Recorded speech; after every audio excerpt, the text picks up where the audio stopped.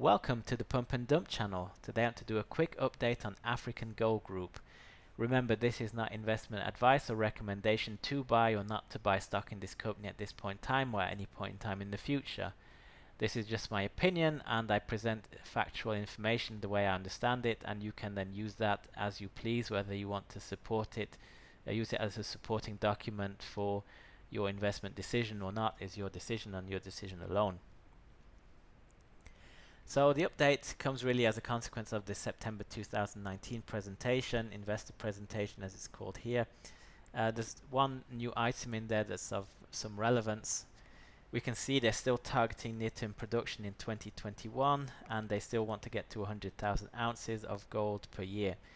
Now the new thing is that they want to do it in phase 1, do it 50,000 ounces per year, and then they want to ramp up to phase 2 where they will be doing 100,000 ounces per year. So in the mine life plan it will kind of look like this. So if you look on the right where my mouse is, they will show a few years of doing 50,000 and then they'll show a ramp up to 100,000. And the way that's going to work in terms of operations is they're going to be making, they're going to be producing around 50,000 ounces per year, and then they're going to reinvest the cash flows that they make on these 50,000 ounces into upgrading the plant, processing equipment, all that stuff that you need for the mining operation to grow to be able to process 100,000 ounces of gold per year. The upside is, of course, in a strong gold market, that time frame will be shorter because then they'll make more money on the gold they're mining, and then that gold that's mined will fund the expansion to get to this 100,000 ounces of production faster. In a weaker gold market it could take longer, and in a very weak gold market they might just be at phase 1 and then just decide that going up to phase 2 is not a good decision and it will not maximize shareholder value. And of course companies have to maximize shareholder value, and sometimes maximizing shareholder value in a bear market or a bad market means sticking to how much you are producing or actually producing less. So in terms of upfront capital, it probably will still be around this 45 million. Getting to phase 2 will show some capital expenditure in the mine life plan that probably I would say would be between 30 and 40 million. I would presume it will cost less to upgrade the second 50,000 of production than building the first 50,000 ounces of production. In terms of financing, I think it's very likely it will get financed. 45 million is not so much. The CEO is a billionaire. He can choke up the money if he can't find investors and he really wants to go for it. So I kind of see that happening. Of course, if the gold price goes too low and it doesn't justify the investment anymore, then this is dead. So yeah, that's kind of how it goes. Downside risk, I think the gold price would have to fall into the 1200s for it not to be financed, and that's kind of where we are at this point in time, at $1,500 gold price, far away from the 1200, so the financing looks likely at this point in time. So we still have phase 1 and phase 2 of this optimization program. They want to complete the infrastructure upgrade and the resource drilling by February 2020, and then get the definite feasibility study done in April 2020. So you can see there's two months only between the infrastructure upgrades and the resource drilling, or let's just say the resource drilling and the definite feasibility study. Now most companies, when you're looking at this, they have a quite long let's call it range between resource drilling and getting to a definite feasibility study, because there are other steps that are involved in getting from your initial drilling to a definite feasibility study. And because in 2016 African Gold Group was ready to build the thing, had a definite feasibility study, but the gold market was in the toilet, they didn't build it. So they had all the environmental permits, the mining permits, they were ready to go, but the gold price was in the toilet, so they didn't get financed.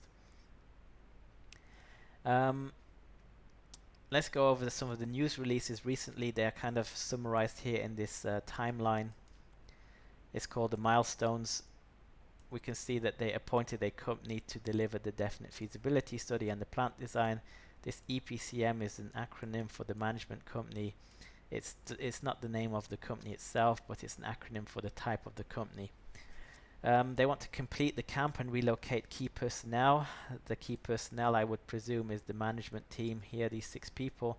The board of directors, I'm not sure they necessarily need to be on site, but even if they do have to fly these people over or ship these people over, one good thing is that Stan Barty is the CEO and chairman, so we'll save 1 ticket on the plane.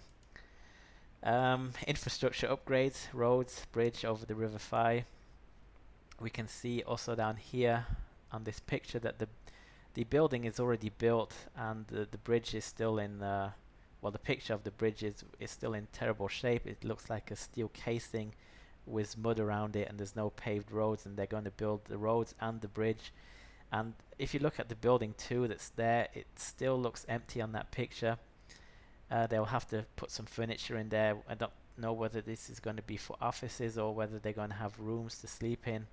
That's a question of what that building is for. So these things are happening, and the government will be very supportive, of course, because they're going to improve the infrastructure on site, which will help the local population. They're going to create jobs for these people to work.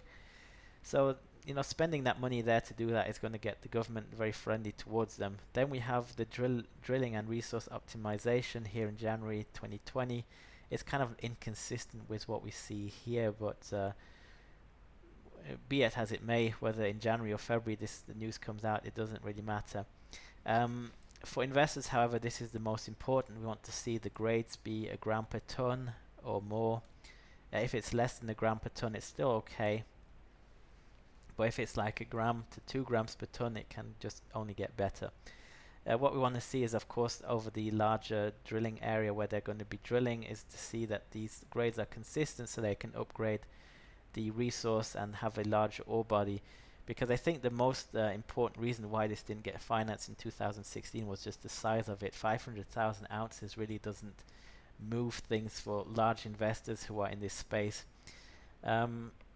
If they can get to 1 million or 2 million ounces, I think that they will attract a lot more attention. And with the scale of this Permian belt that they're talking about, where they have a land package, they have here this mining license that they have 25 years left on, of 135 square kilometers.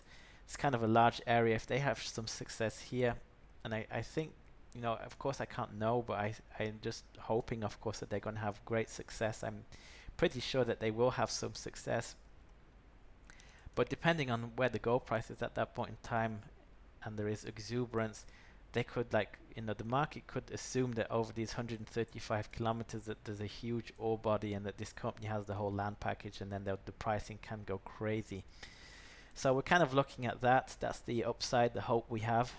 The people who are investing, of course, as mentioned, I'm not advising you to buy this or not to buy this. Share price is at 38 cents per share. I think the fair value is a bit lower at this point in time, but when this news comes out, things will change, and then the pricing, the value will change, and the pricing should change, hopefully to the upside. What else can I say? Not quite sure if I got everything covered I wanted to talk about, but I'm going to leave it with that. You can leave a comment in the comment section to share your opinion, ask questions. Let me know whether you think I missed something or I did something wrong. It's up to you how you want to respond, or if you want to respond. I guess that's all I have to say. Don't forget to subscribe, and have a good day.